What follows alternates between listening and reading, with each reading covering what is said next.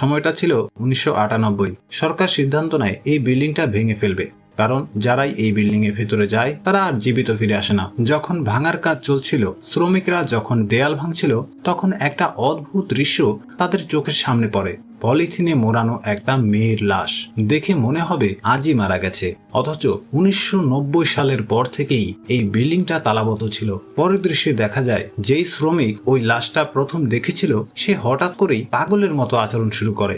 স্থানীয় মানুষের বিশ্বাস ছিল সেখানে আজও নিহতদের অতৃপ্ত আত্মাগুলো মুক্তির আশায় আছে, তাই ভাঙার আগে দরকার ছিল সেখানে আটকে থাকা আত্মাগুলোকে মুক্তি দেওয়া। এই আধ্যাত্মিক কাজের জন্য একজন মহিলাকে ডাকা হয়, যিনি ওই সময়ের একজন অত্যন্ত ক্ষমতাধর ওঝা ছিলেন। তার হাতে ছিল একটা জাদুর ঘণ্টা আর একটা ছুরি, কিন্তু একটু পরেই যা ঘটলো তা কল্পনার বাইরে। মহিলাটার আত্মা হঠাৎ করেই বিল্ডিং এর ভেতরে চলে যায়। সেখানে সে 1990 সালের একটি গেস্ট বুক দেখতে পায়। কিছু বুঝে ওঠার আগেই এমন কিছু দৃশ্য সামনে আসে যা সাধারণ মানুষের ভাবনার চেয়েও অনেক বেশি ভয়ঙ্কর। অন্ধকারের মধ্যে কোনো অশুভ আত্মা তাকে চারদিক থেকে ঘিরে ধরে। তিনি বুঝতে পারেন এখান থেকে তিনি আর বেরোতে পারবেন না। অনেক চেষ্টার পর সেই গেস্ট বুকের একটা পাতা ছিঁড়ে তিনি তার হাতে রেখে দেন। এরপর দেখা যায় মহিলাটা রিচুয়াল চলাকালীন সময়ে ওই জায়গাতেই মরে পড়ে আছে, আর তার হাতে রয়ে গেছে সেই গেস্ট বুকের পাতা। ওই মহিলাটার একটি ছেলে ছিল যার নাম দোজিন। মায়ের এই অস্বাভাবিক মৃত্যু চোখের সামনে দেখতে পেলেও তার কিছুই করার নেই, কারণ এটা কোনো সাধারণ মৃত্যু নয়। দেখতে দেখতে 4 বছর পেরিয়ে যায়। সাল 2002। মায়ের এই রহস্যজনক মৃত্যু আজও দোজিনের কানে অজানা, কিন্তু তার মায়ের হাতে থাকা সেই গেস্ট বুকের পাতাটি তার কাছে ছিল। সেটি পরীক্ষা করে দেখা যায় ওটা ছিল 1990 সালের সেই পুরনো গেস্ট বুকের একটি পাতা, যার মধ্যে তার মায়ের নামও ছিল। তার মা যদি 4 বছর আগে অর্থাৎ 1998 সালে মারা গিয়ে থাকেন, তাহলে 1990 সালের সেই গেস্ট বুকের পাতায় তার মায়ের নাম কি করে এলো? এবার দোজিন খুব ভালো করেই বুঝতে পারে তার মায়ের আত্মা আসলে মুক্তি পায়নি, বরং আজও ওই অন্ধকারের গোলক ধাঁধায় বন্দী হয়ে আছে। 2002 সালের 11 ফেব্রুয়ারি আজকের রাতে আকাশে এক রক্তিম লাল চাঁদ বা ব্লাড মুন দেখা দেবে, আর এই রাতেই নাকি ওই গুইমুন বা নরকের দরজা নিজে থেকেই খুলে যায়। দোজিন নিজেও কিন্তু তার মায়ের মতো কালো জাদু জানতো, তাই আর দেরি না করে হাতে সেই গেস্ট বুকের ছেঁড়া পাতা, মায়ের সেই জাদুর ঘন্টা আর পুরনো সেই ছুরি নিয়ে দোজিন ওই অভিশপ্ত বিল্ডিং এ পা রাখে।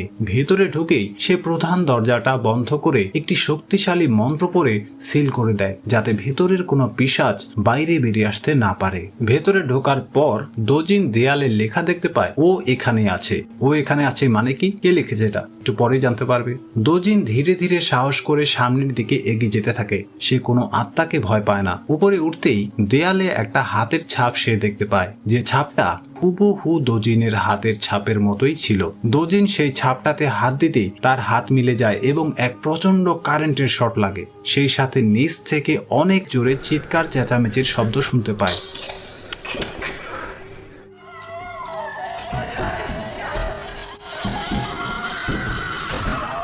এই বিল্ডিং এ আসার সময় দোজিনের কাছে এই বিল্ডিং এর একটা ম্যাপ ছিল, যেটা দেখে দেখে দোজিন ভেতরের দিকে যেতে থাকে এবং রিসেপশনের সেই রুমে পৌঁছায়, যেখানে 1990 সালের গেস্ট বুকটা পায়।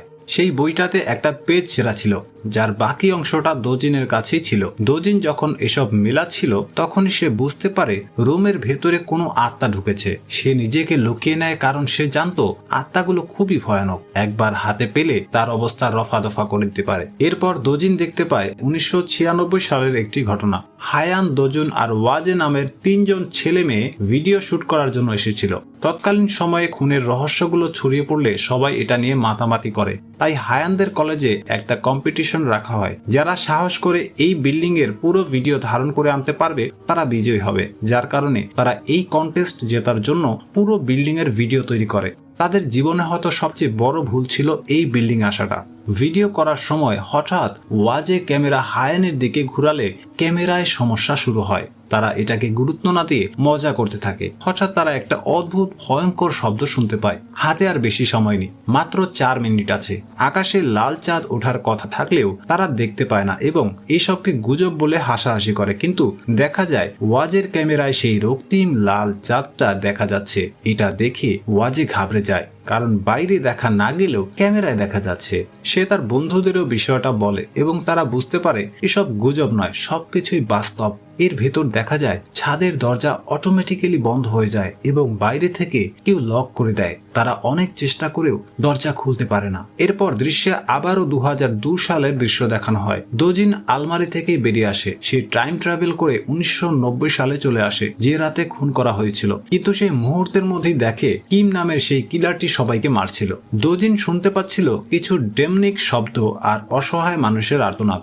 আওয়াজ থামলে দোজিন খুনিকে খুঁজতে শুরু করে। একটা রুমে ঢুকে ডেড বডি দেখে সে বুঝতে পারে এটা কার বডি, কারণ তার কাছে লিস্ট ছিল। দোজিন আত্মাটাকে মুক্ত করতে ছুরি দিয়ে আঘাত করতে গেলে পেছন থেকে আত্মা তাকে অ্যাটাক করে। লড়াই করে দোজিন কোনো মতে নিজেকে বাঁচায়। এরপর 1996 সালের সেই 3 ছাত্রকে দেখানো হয়। তারা 3 তলায় সেই রুমে ঢুকে যেখানে মার্ডার হয়েছিল। হায়ান ঘরে ঢুকে চিৎকার করলে বাকি দুজন চলে আসে। দেখা যায় একটা পেপার বাতাস ছাড়াই নড়ছে। হঠাৎ হায়ানের কানে একটা আত্মা ফিস ফিস করে এবং ক্যামেরায় হায়ানের চেহারা রক্তাক্ত ভূতের মতো লাগে। তারা ভয়ে ক্যামেরা ফেলে দৌড়ায়। ওয়াজে তার ক্যামেরার জন্য আবার ফিরে আসে এবং অশুভ গর্জন শুনতে পায়। আত্মাগুলো হায়ানকে ঘিরে ধরে। তারা গোলক ধাঁধায় ফেসে গিয়েছিল এবং বারবার সেই 3 তলাতেই ফিরে আসছিল।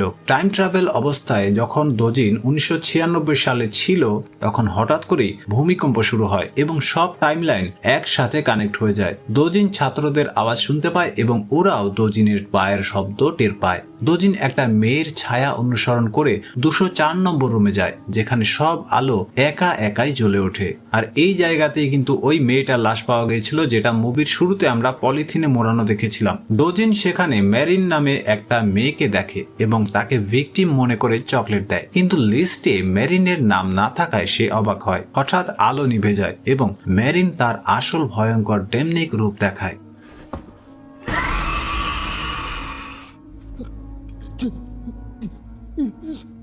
ওদিকে সেই 3 ছাত্র গৈমুন নামের সেই দরজাটা খুঁজে পায়। কিমের আত্মা তাদের তাড়া করে। দোজিন মেরিনের মিসিং পোস্টার দেখতে পায়। লড়াইয়ের সময় কিমের আত্মার আঘাতে দোজিন মাটিতে পড়ে গিয়ে তার মাকে স্বপ্ন দেখে। মেরিন এসে দোজিনকে সাথে নিয়ে যায় এবং যাওয়ার সময় দোজিন দেয়ালে সেই হাতের ছাপটি ফেলে যায়, যা সে মুভির শুরুতে দেখেছিল। ঠিক ওই মুহূর্তে ওয়াজে নামের এক স্টুডেন্টের উপর এক ধরনের কালো লিকুইড পড়ে যায় আর তারপর সে ওইখানেই মারা যায়। মেরিন জানায় সে কখনো হারায়নি, সবসময় এই বিল্ডিং এই ছিল। ফ্ল্যাশব্যাকে দেখা যায় মেরিনের বাবা কিম প্রতিদিন তার উপর অমানবিক টর্চার করত।